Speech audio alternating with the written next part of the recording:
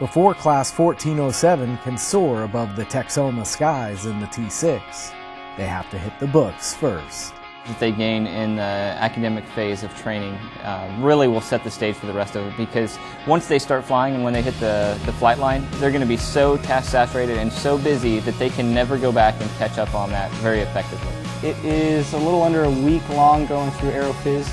You learn about physiological factors, the aircraft systems that keep you alive, and one of those is the ejection seat and the parachute. So they take you out, have a whole facility set up where you practice your parachute landing fall. You slide down some wires, drop, and you can practice a little bit more, and then they also practice dragging you on the dirt so that you can unclip your harness while you're being dragged by your parachute. The T6 phase, in number of hours, flying hours, we get about 104 hours on the T6. Why is that? Because we have very good simulators these days. We got the UTDs, that's actually only kind of a mock-up. We got the IFT, that's the instrument flight trainer, and we got the OFT, that's the ball we call it. It has a 270 or almost 300 degree visual. We're now 1 week in the academics, and we got explanations about all the systems of the T6. We just finished the last lesson. The last lesson was a simulated demo of all the stuff that's going on in the airplane during the flights, about all the enunciators that tell you what's going on with the airplane. So the book does make more sense. It was awesome. I mean, you get in there and it's fun to actually flip a switch and see the lights happen. I mean, we have posters at home where we can sit and look at it and push it, but nothing happens. But to get into an actual simulator where we flip a button and stuff happens, it's just one step closer to the actual plane. With the academic phase of training complete, the students finally get their first taste of the flight line.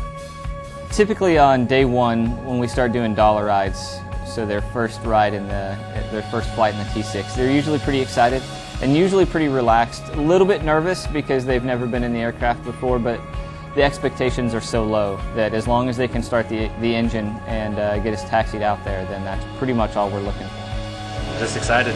We've been sitting in the classroom for the past 3-4 weeks, just ready to finally get in the aircraft to know what it feels like. When I was walking out to the aircraft, I was pretty nervous. I've only been out to the aircraft once before then, and I knew I had to do all the outside exterior checks.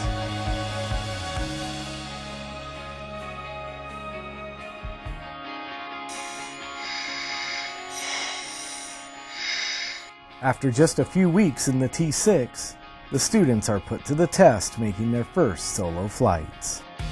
It's very compressed as far as all the information they need to learn about the pattern, about the priorities, emergency procedures, all that stuff. That's why the very beginning of Phase 2 is we're very crunched for time, trying to ensure that they learn all this stuff so that they can go up and have a safe solo.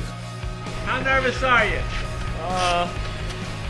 Gotta use the bathroom nervous.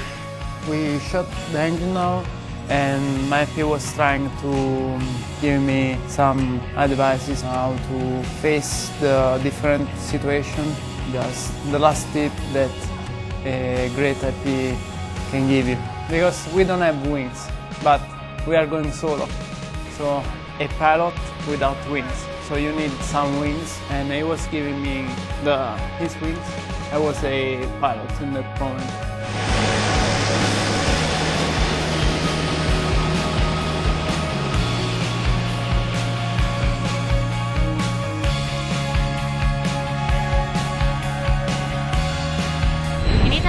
The tradition of the penguin for the cadet of the academy or anyway pilot that is in training is that the penguin is an animal that has the wings but cannot fly.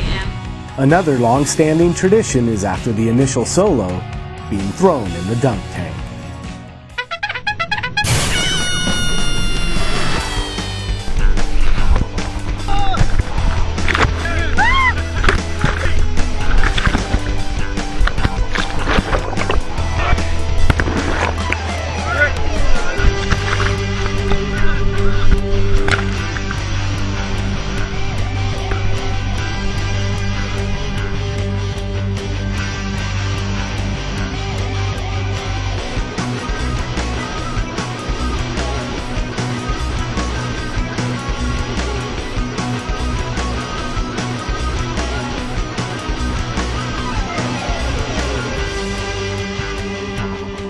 After over 100 hours of flight time in the T-6 learning the basics of military aviation, it's time for Class 1407 to move on to Phase 3, the T-38.